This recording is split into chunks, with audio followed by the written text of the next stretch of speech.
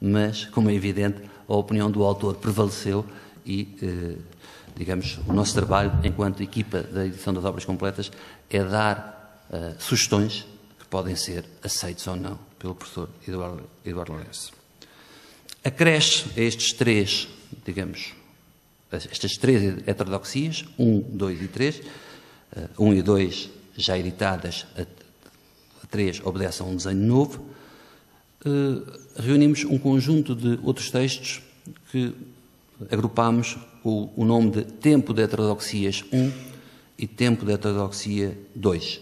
São textos que, pela sua afinidade temática e, sobretudo, cronológica, poderiam ter entrado perfeitamente nos livros originais, mas que permaneceram ou inéditos ou dispersos em revistas de escassa circulação. Uma última palavra sobre os aspectos formais da edição das obras completas de Eduardo Lourenço. O primeiro ponto que é preciso referir é que não se trata de uma edição crítica. Por exemplo, Eduardo Lourenço recorre muito pouco a notas de pé de página e, por isso, foi decidido manter esse estilo, digamos assim. O que encontram no final de cada volume é um pequeno apêndice sobre a proveniência dos textos incluídos em cada livro. De algum modo, é uma forma de ajudar a contextualizar o leitor na compreensão de cada um dos ensaios.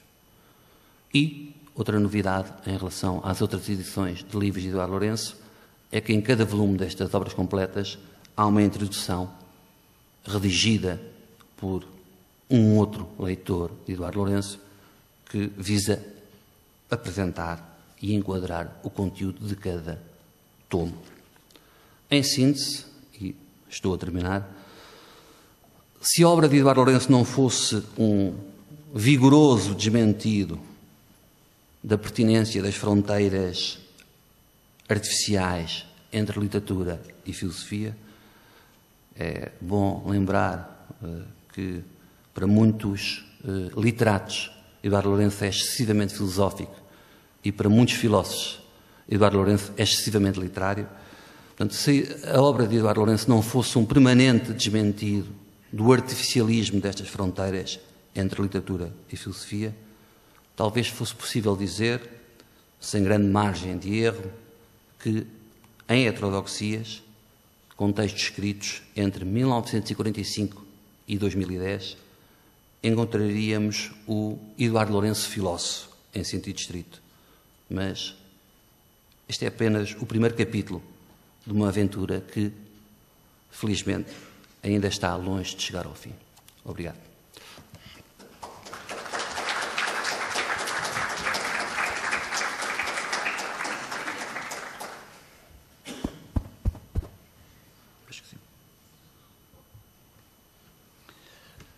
Muito boa noite a todos.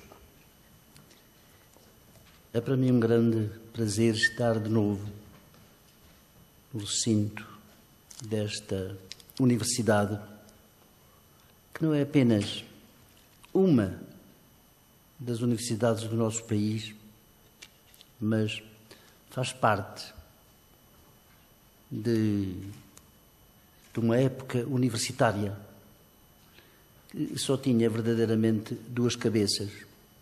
Uma oficial, mais oficial, digamos, a Universidade de Coimbra, de que eu fui aluno, como professor João Tiago, que fez não só esta apresentação, mas que é o responsável pela organização deste volume, e a quem eu agradeço todo o trabalho e agora a sua apresentação.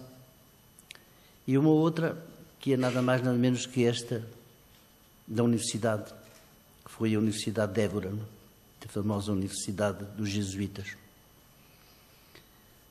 Parece que mereceria, pelo seu passado,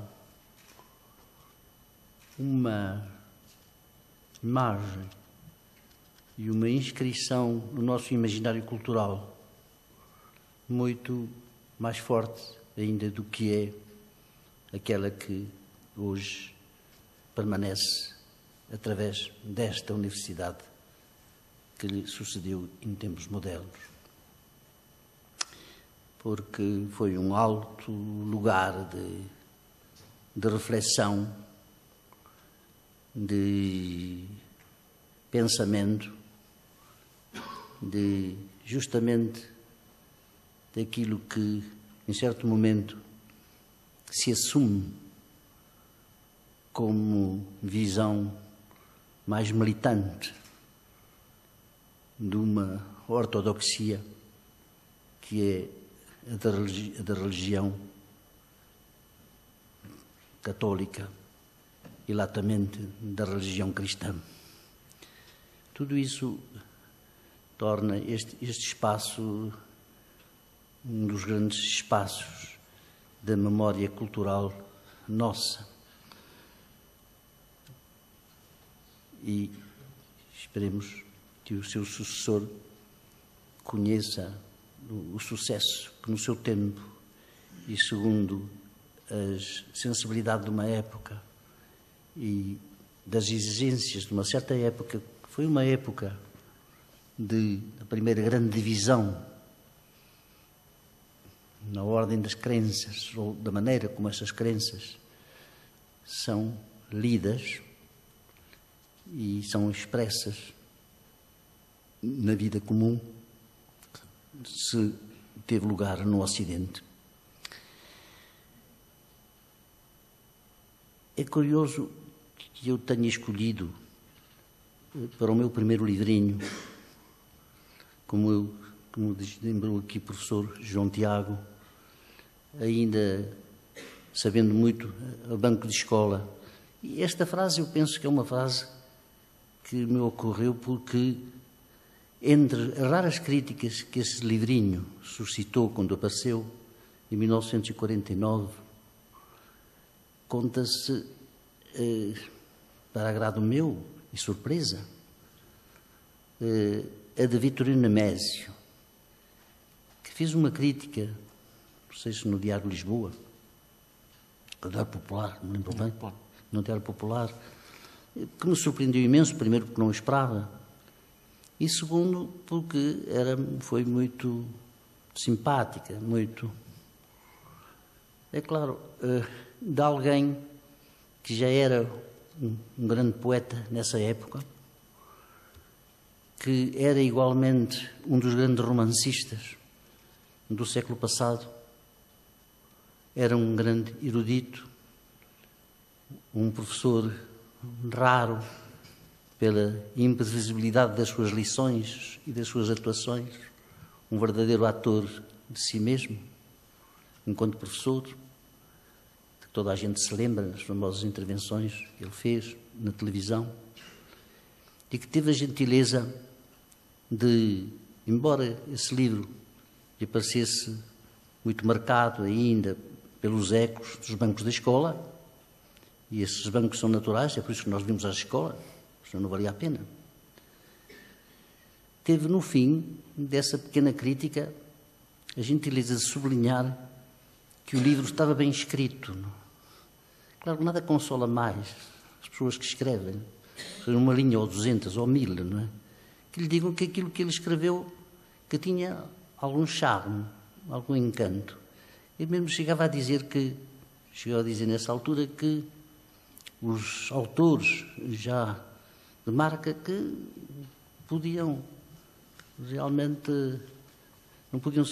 não se podiam envergonhar se escrevessem como escrevia esse jovem postulante a filósofo e indiretamente a escritor. Porque, na verdade, a gente escreve para ser escritor e não em função de qualquer objeto, não é? Preciso, não é? A não ser naqueles exercícios que são exercícios da ordem do conhecimento científico, propriamente dito, ou objetivo, como seja.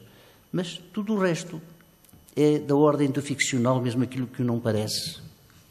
E a filosofia, embora não seja ficção propriamente dita, não seja essa a sua intenção, é de algum modo a ficção de todas as ficções, porque é o lugar em que o nosso discurso